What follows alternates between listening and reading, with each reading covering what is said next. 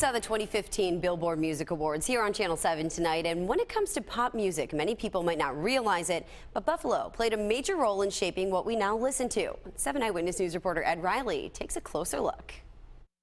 This is so fascinating. During the 20th century, Buffalo composers, musicians, and radio disc jockeys all played a key role in the growth of pop music.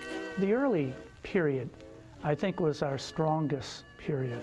Buffalo State College professor Chuck Mancuso has written a book about the history, and he says it was two Buffalo songwriters, Jack Yellen and Harold Arlen, who really raised the bar. And they were real movers and shakers. Yellen was a former sports writer for the Courier Express, and he wrote the lyrics for this song. Franklin Roosevelt liked it so much that he picked it for his presidential campaign. The fellow who ran MGM, Leo B. Mayer, he calls his writers in, and he's chastising his writers in Hollywood. He goes, why can't we write a song like this? Harold Arlen was another powerhouse composer from Buffalo. He wrote the #1 movie song of all time.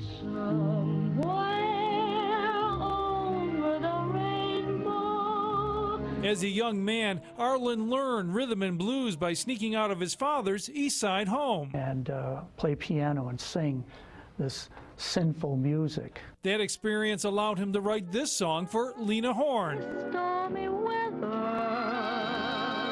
During the 1950s, it was Buffalo's own disc jockey, George Hound Dog Lorenz, who made it popular to play what was then called race music.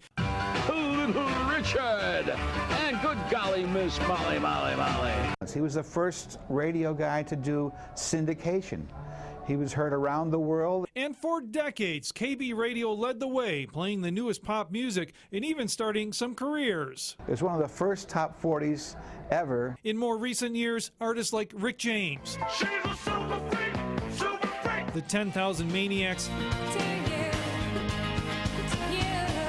and the Goo Goo Dolls have continued the trend. 'Cause all I can taste is this moment. The Buffalo Music Hall of Fame is working to preserve Western New York's music legacy. It now has several unique artifacts and memorabilia on display in a special room at the Niagara Falls Hard Rock Cafe. There's a wealth of talent here. The goal, to make sure that future generations never forget how the Buffalo Beat shaped the pop music world. If they know where they came from, it will help them to where they're going to. Ed Riley, 7 Eyewitness News.